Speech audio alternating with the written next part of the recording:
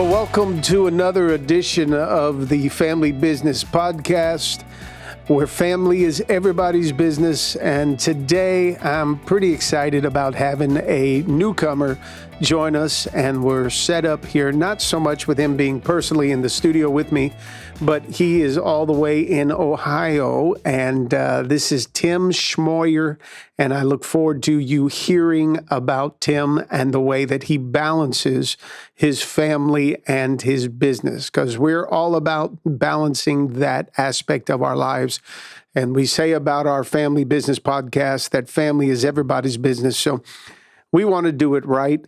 Let me give you a little introduction about Tim. Tim has, get this, he's married to Diana, and they have, you ready? 7 children in 8 years. Now, there's a lot of jokes that could be said about that, but Tim's probably already heard them all. Tim, why don't you just say hi to everybody, and then I'll go ahead and give you a little bit more formal introduction of what you do. Yeah. Hi, guys. Good to see you. I'm looking forward to hanging out and talking about probably some of the most important things we can invest our time into, which is business, family, and marriage. That's very good. All right. So, Tim, here's some things about you. You started your YouTube channel to chronicle the dating life of you and your now wife. That was quite interesting. You were a youth pastor. That's good. So you understand ministry. And this is good. So far, you're batting pretty solid with the whole dating and marriage.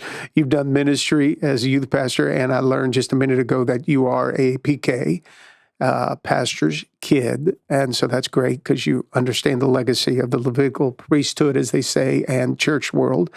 Your company that you have since built, and I look forward to hearing this because you consult with quite a few Fortune 500 companies like Disney, Warner Brothers, HBO, and I like this last one, Budweiser. So that's a nice balance for you there, and you help them map out media and video strategies. Your company has grown at such a place that it's at that 7-figure income business. So, wow, you've done a lot with yourself. It's been a lot. Yeah. I'm 41 years old, so it's been quite the journey. Here we are. Yeah. Good for you. Well, I'm glad you're able to hang out with us today, and I want you to relax. And our audience, as they say, is okay. Yeah. Yeah. You're a listener. I get it. Nice. I think I got that from you. Yeah. And I stole it from someone else. So yeah, there's no new ideas. I was like, the audience. I get it. I love it. And then I about half my audience is split over it. They don't like it in my podcast when I call them. Half of them love it when I call them the potty, others like, it sounds like you're telling me I'm a potty. I'm like, I am a dad, so, You're used to it. Get on the potty. Yeah. Okay. So tell me about your personal life first, because you and your wife, man, you've been married for a while, and these kids, I mean, how did you do this? What happened? What caused all that to happen so quick? What caused the kids to happen so quick? Yeah. It wasn't really a planned thing. It was more of like, we're just, so we got married in 2006, and I was doing youth ministry full time, and we were like, you know what? We took the advice most people gave us, just spend the first few years getting to know each other in your marriage and stuff. I'm not sure I still agree with that advice, but that's the advice that we took. And then about 3 years later, had our first kid, Hannah. She's now 12 years old. And very quickly thereafter, we're like, we know we want to have another one. So we had Ezekiel, and then we were like, let's hold off a little bit. Like, let's slow down here, because they were only 13 months apart or something like that. And 13 months. And we started using the birth control thing again, and that created a miscarriage for us. And when we went through that miscarriage, my wife was like, I'm not using birth control ever again. I'm not going to have this on me. And then we had 5 more kids after that, relatively quickly, back to back. We're very blessed. I know some people try for a long time and don't have any. And so we feel very fortunate that the Lord chose to bless us with these 7 kids in 8 years. And we are done now, because that's usually the next question that comes after that. We are done. And mostly not because we don't feel like our family couldn't sustain more children, but more because my wife's body, and she, cranks out 7 kids in 8 years, it was her body was done. Yeah. And it got to the point that if we had an 8th child, I don't know that she would make it, just due to some complications and things. So we're putting my wife's life first at this point now, and decided not to go forward. Are you kidding? 7 is the number of perfections, completion. Come on, that's a great number for you. Well, there's 12 tribes, I mean, there's like the 144,000 or whatever, you can take whatever number you want, but we stopped at 7. Yeah. I stopped comparing everything that I do to what Jesus did with his 12 disciples after I realized that Jesus only worked really for 3.5 years full time, and then he had to go ahead and move on, and he lost more or less 2 of the guys that were of his 12 real close, intimate followers. So, hey, it's kind of hard for us to do. But, man, that's a real blessing to have your quiver full. Because when my wife and I were going through a season of infertility, that's the scripture verse I would just hold on to. And I remember us when we went, because we were with a fertility doctor, and when we went to visit, and we thought my wife Mary was pregnant. And I had the video camera going, thought, okay, this is going to be the fun, the excitement, the celebration.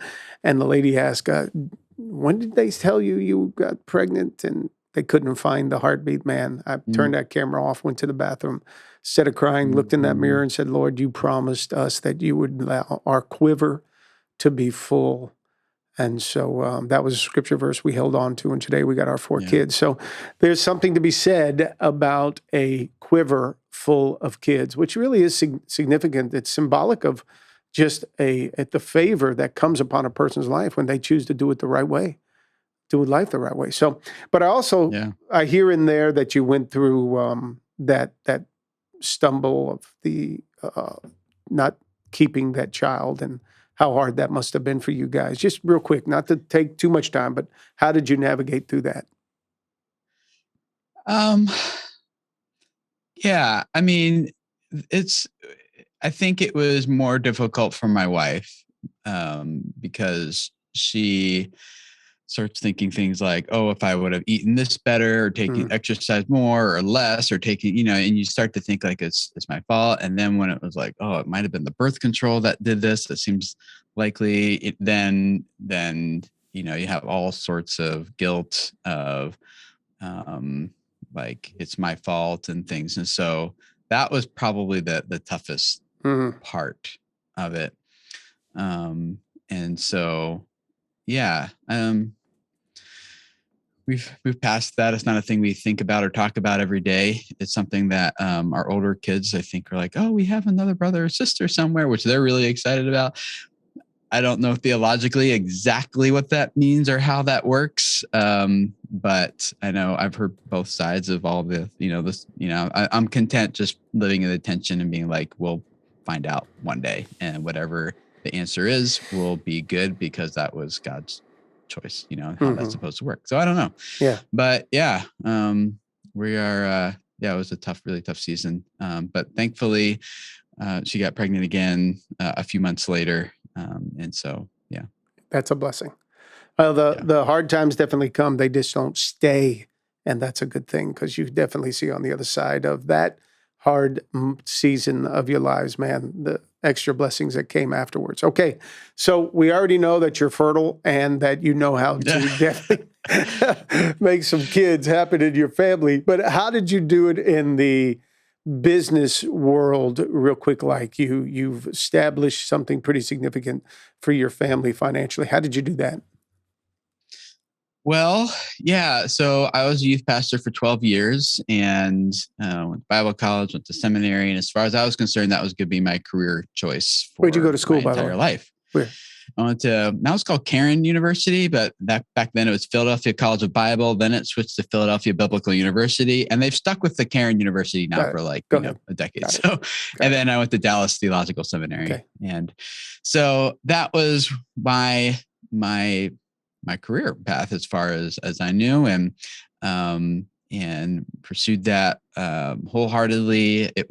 I dedicated everything to it. I grew a blog somewhat accidentally. It became the most widely read blog on the internet in the youth and family space, and ended up writing and publishing books with Zondervan and group publishing and speaking at all those stages and things. And so it was like a thing that I was definitely really, really into.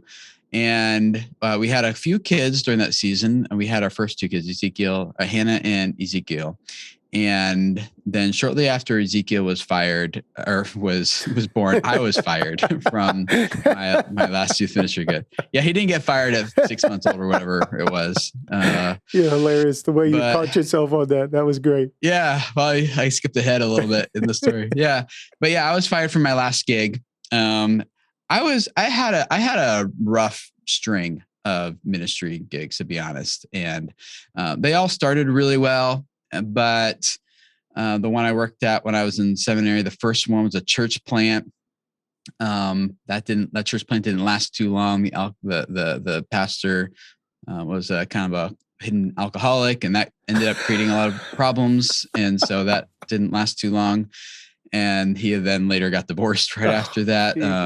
Not just his life was just not in a good spot. And then the next church I worked at, really healthy pastor who is responsible for my wife and I actually being married, because we broke up for a little bit when we were dating, and he's the one who saw something and worked with us, brought us back together. He's like, you two can either work through these issues with each other or with someone else. Like he did a lot of counseling with us, and we're very, very grateful for him.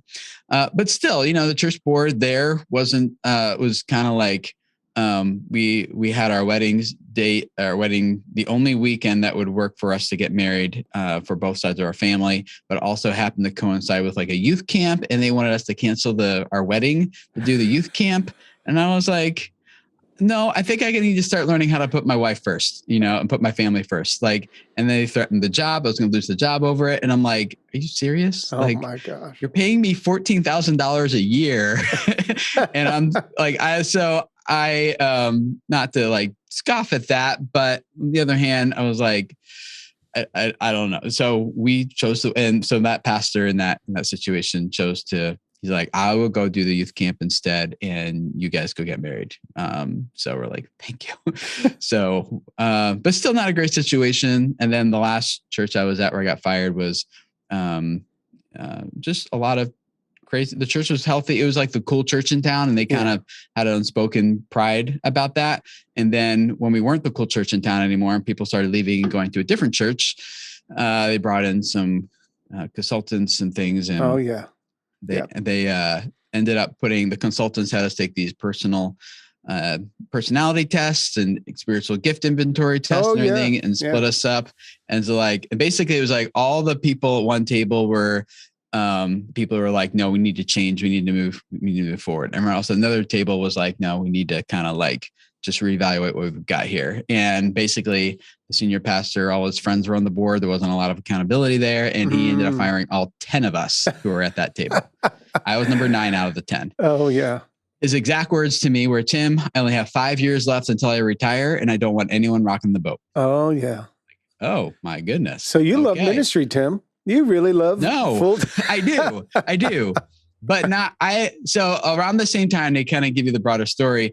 When I was dating is when I started my YouTube channel back in 2006. And I was just putting videos online to try to introduce my wife or my girlfriend at the time, became my wife, to my family across the country. Wow. And people started watching. And I was MySpace stage. I was, you don't use your real name on the internet. I was getting freaked out about like, who are these people? How are they finding me? Why do they keep commenting? How does the platform work? And I decided to dig into it, figure it out. And later other people, started trying to figure it out too. We had already had success. We were by the time I got fired, we were reaching about 1 million people a month on our YouTube channel. Wow. And I was hearing far more stories of life change coming out of what we were doing on YouTube than I ever saw in 12 years of vocational ministry. Yeah.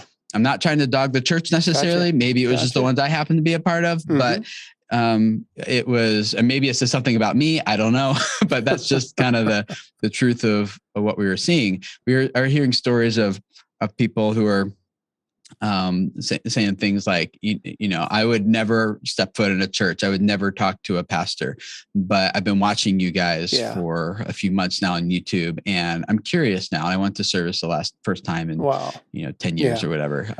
We have other stories of marriages that were being healed. They have like one lady's like, hey, I've been watching videos for a while. I just got married 2 months ago. We're already struggling. I don't know if we're going to make it. But then I saw that video of you and your wife talking about how you're learning to love each other better. And I shared that video with my husband. We talked about it. And I just want to let you know that we have hope again for our marriage. Thank you. And Tim, all sorts of stories. Yeah. Well, here's what we say about this podcast. We say that there's things we say here that we can't say on Sunday. And what you just, mentioned is showing how powerful these kind of podcasts can be for people. That opens them up to a little bit more than just a service environment where everything is so staged, everything is so planned. Because life is not staged and planned. Life is messy. Mm-hmm. So here you go through all of those challenges in what should be a environment of ministry that is kind of cool. It should be pristine, clean. You shouldn't think about having to worry about church politics. You shouldn't worry about having to worry about, job security or ever getting fired or somebody having an ego that's that big and there's no room for the others in the room. That shouldn't be the case, but that's not the real world. The real world, even in ministry, even in business, and let's face it, family is hard and it's messy, which then brings me to this, because you went through that aspect of your life, which then brought you to quite some level of success in your business because you stepped out of the ministry. And I think God just saw how your desire was to serve and to take care of the body of Christ. And anytime you take care of his people, he wants to turn around and take care of your people. So he gives you now this boatload of people in your own family, but you got this successful business as well. How are you balancing that? To give us a little insight onto the business, but then how are you keeping your family happy, loving you, your wife still wanting to have sex with you and all that kind of stuff? How are you making all that happen while you're building something pretty successful? So I've never, I guess this work-life balance question a lot. And there's a couple of different responses I have to it. One is that in the business context, as your business grows and you have more and more revenue coming in, more and more opportunity, it's being blessed. What people don't say in business world is like, hold on, we need to shut down this business factory right now. Like, we can't handle it anymore. People are like, no, it's growing pains, but we're going to figure it out. And as the business grows, what really needed is better systems to manage the growth. And when your systems break, like the systems that worked when you're at like 100,000 don't work when you're at 1 million, right? And so you just need to improve that. And that's the same thing that happened to our family. I think most people have systems that sustain 1 or 2 kids, maybe 3, 4 if you're crazy. But we just found like, oh, you can manage 7, you can manage 12. Insane. You just need better systems. You just need better systems, better processes, different expectations of your children, things in order to make it work. And so that's one part of it. I would agree that if we had the same family systems for a family of 7 that we had for a family of or for 7 kids that we have for like 2 kids, it would not work. It would break down. But we don't, so that makes it more sustainable. The other response that I have is I kind of gave up on the work-life balance thing, because the work-life balance thing suggests that that we have this ability to focus equally on 2 things at the same time. And I know that it's scientifically, I finished a book just this last week called The One Thing. I went more into and I'm like, oh, that's why, like, I've already said this, but it just confirmed it, which I love it when we hear things that confirm our bias, right? So, but it was like, it's about priorities. It's about where's the red line, and anything that falls below the red line just doesn't get our attention. So for me, I think of the business is here to serve my family, not the other way around, right? So if there's a conflict between the business and the family wins. We homeschool our kids. So on top of that, just because like that's one of the things that makes it more sustainable for us is when I know most people think that'd be crazier, but it actually makes things easier and allows us to have more time together to build relationships while we're doing educational things together rather than having education and relationships and all these things in these different buckets. We've started merging some of these buckets together. Yeah. And so, we think about it more in terms of priorities than in terms of balance. Yeah.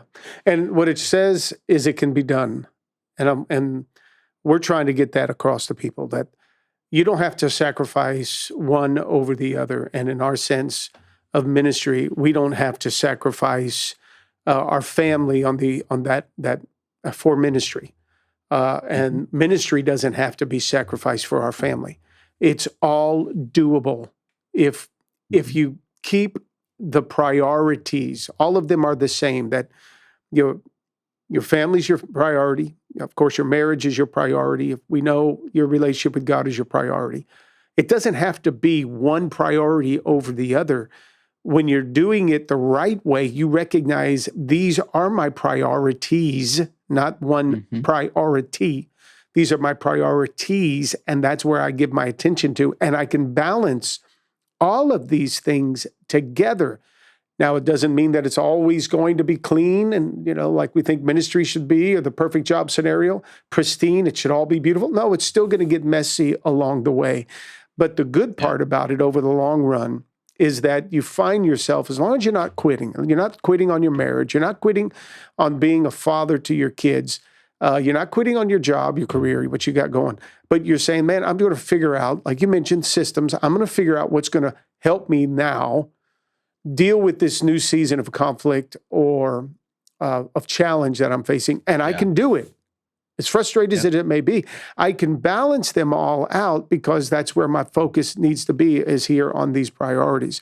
It's when we don't have any of these, as all of them as our priorities, that we make one a priority. And I hate to see it with so many guys and that are out there really trying to build something in the professional world.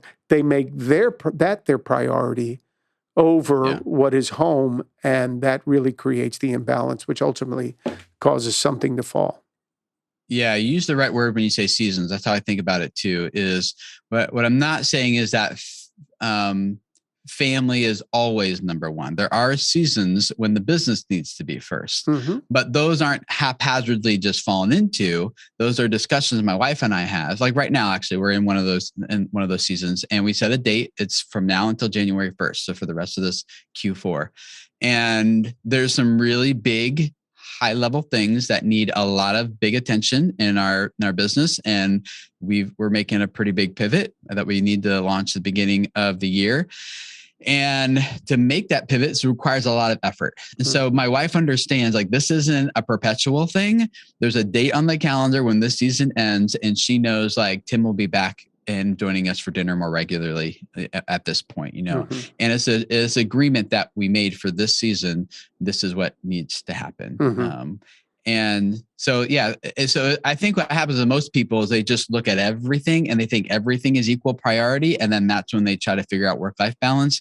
We're just, putting like we don't do sports with our kids. We don't really watch TV. We'll watch a movie every other weekend as a family together, but that's the only screen time our kids get. And so we've had to make some choices in order to be able to put what we say and believe is the main thing in order to keep it the main thing and make it the main thing. No, that's really good.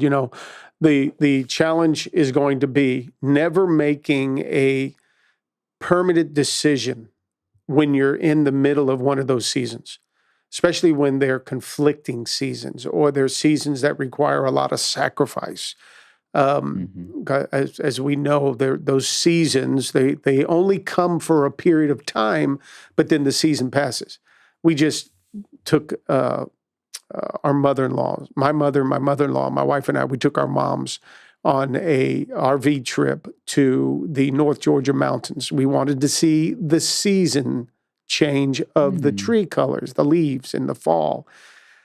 And so we're in this 30-foot RV, and we're doing all the travels. The weather wasn't right in North Georgia, so then the wife says, well, listen, let's go up into Gatlinburg, Tennessee, and I'm like, my gosh, it's the first time I'm driving in an RV. We're going to go up through the mountain ranges and everything, and then the moms are in the back talking, and then the generator goes out on the RV, and then the wife wants to go shop for some Christmas things because they have a big Christmas store they're going to be doing here at the church starting November.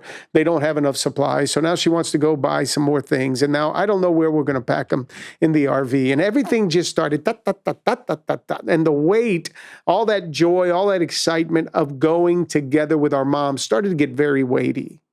And I'm like, and I'm tempted to say, I'll never do this again.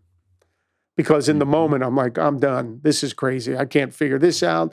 Now my wife's making me upset. My mom's making me upset. Forget my mother-in-law. I'm already upset with her. And I have to just chill to know, all right, wait a minute. Right here in the middle of this season, it's only temporary. Let's just take some deep breaths. All right. You can't help but get a little upset. You're aggressive. You want to move things forward. You want to get that RV working. You want to make it fun for everybody and so on. Though I'm not the funnest person in the RV. Trust me, I'm not the funnest person on the staff. I'm not the funnest person on the platform or even in the home. But I'm like, let's just keep it fun. Let's keep it real. That's where we find ourselves, if we're not careful in the middle of those moments, where a lot of sacrifices being asked of us. Whether it's a mom raising young children at such a young age, or a father who's running a business, or a woman who's running a business and trying to balance the father and the husband at home, dealing with the kids, all that goes into it. If we just realize this is just a season, I can hunker down, I can get through this without having to torch my marriage that I've been working on, or torch the relationship I have with my kids or even my employees, then what we'll find over the long run, if you work through some of those seasons that are almost like a losing season, because it's taken so much from you, if you can just hang on, you're going to realize 15 years down the road, 20 years down the road, you know what? I had a lot more winning seasons, seasons of prosperity and blessings in my life than I did setback seasons, where I was required to have to readjust my sails and so on. And if we can look at life through seasons, even with our children, we find the balance something a little bit more manageable. Would you agree? Oh yeah. Like people, what they expect is that life should be just a straight upward arrow over time, but no life, no business. We don't even like stories that are just that. If you wouldn't watch a movie where the person's life started out great and by the end it was just amazing and that was it. Yeah. Right. It has to start out great and then it has to crash. And then it's the climb back. That's what we connect with. That's what makes for a great story. Yeah. And I really like how Donald Miller puts it in some of his books. He says that I have actually here on my wall, the same principles that make up, just to remind myself, the same principles that make up a good story also make up a good life. He said, people love to have lived a great story, but few people take the work it takes to make it happen. Joy costs pain. Yeah. And so in order to get to where we want to be, like, I think all of us can think of like our biggest periods of growth and transformation in our lives is through some of our biggest, darkest struggles. And that's what the Lord uses to get us to grow. Otherwise, if it was left to us, we get complacent, we'd get lazy, and we would just naturally go into a state of chaos on our own. So thankfully, the Lord uses the chaos to help us to grow. But that is a choice. I mean, I have seen plenty of people go through seasons of life and they seem to be perpetually stuck in that season of life, or it's like a recurring cycle that they go through. And that's when I'm like, if that's happening in my business, there's something there I need to look at. There's a problem here. Like there's a pattern that I need to switch. And in my own family, if there's a recurring problem with one of our children or with my wife and I or something, that's not like okay, let's just hunker down and kind of get through it. To me, that is like, there's something here we need to look at and identify.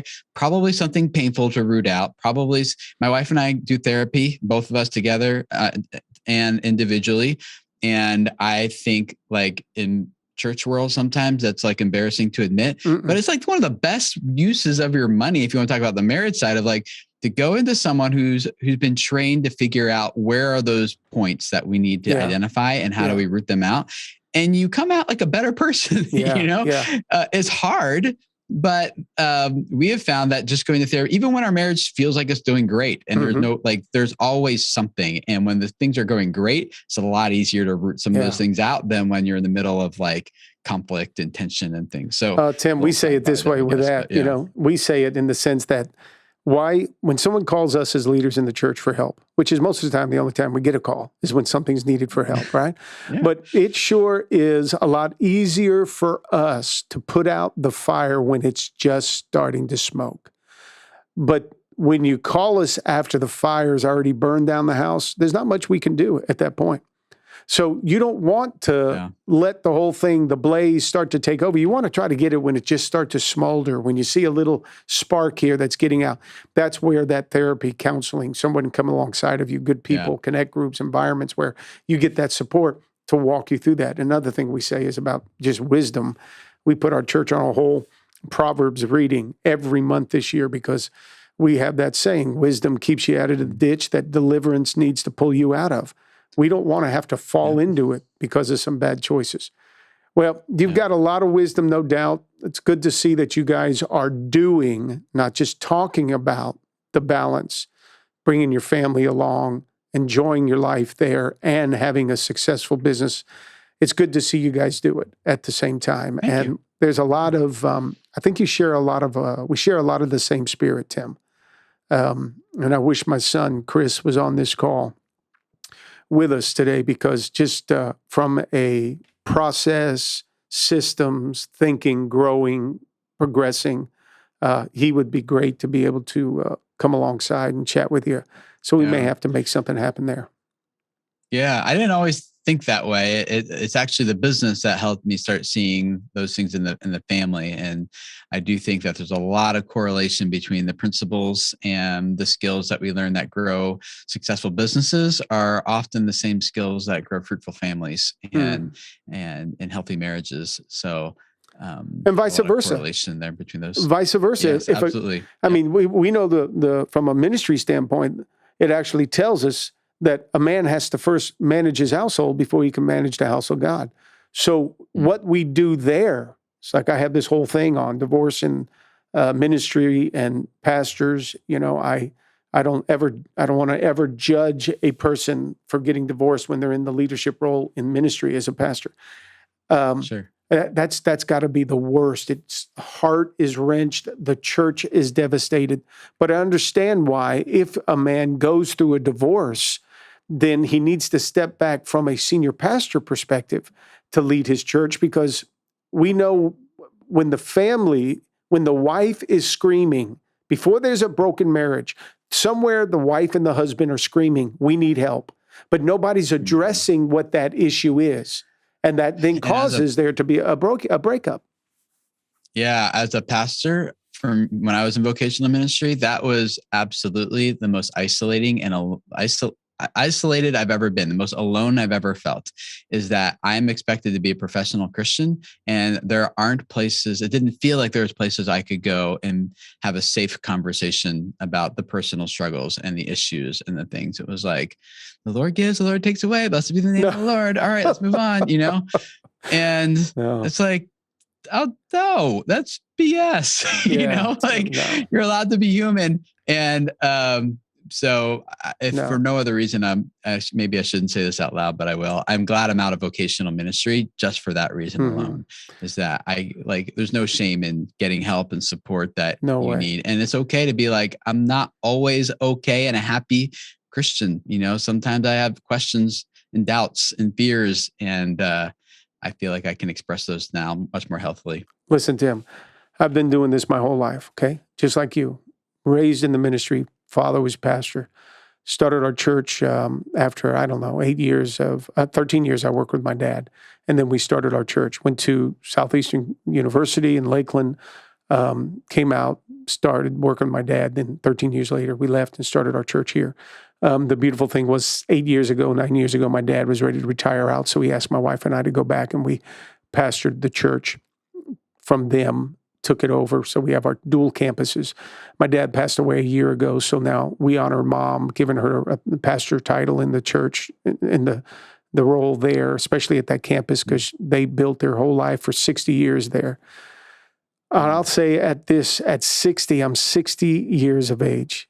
I've been doing this my whole life. I've been doing a lot of other things too. Side businesses, love them. But I love the ministry. Mm-hmm. I love having my wife alongside of me and my kids alongside of me. I love having the same staff around us for all these years. And we've been doing it here in this area for 24 years at our Doral campus. Yeah. So I love it. And to pivot on something that you said, because there are some environments for pastors where they're made to feel as though you can't let your guard down and you can't share, hey man, I need some help. I've just over the years, I knew I was never articulate enough to carry just the weight of ministry from a pastoral standpoint, from a speaking standpoint. My story would be part of what helps me do my ministry. And that pastoral ministry aspect, it was always about, let me be honest. Let me be real. Let me be transparent. Let me tell on myself. Because if I can keep the light, even publicly, on my personal challenges, if I can keep the light on that, then I don't have the boogeyman that is causing me this fear and anxiety of now I'm carrying the weight of this, my own personal struggles by myself. I was honest with my wife, whatever it was that I was struggling with. I was honest with my wife. I was honest that season when my dad and I had a great relationship, honest with him. I was honest with a few men that started with me from the beginning of this ministry that were buds. We used to do business together, but they also loved me enough to let me be their pastor all these years. I was just always honest enough to be real about my anger issues, my temptation issues, my dark issues, whatever those struggles were. There was no shame because they were going through the same thing, even worse.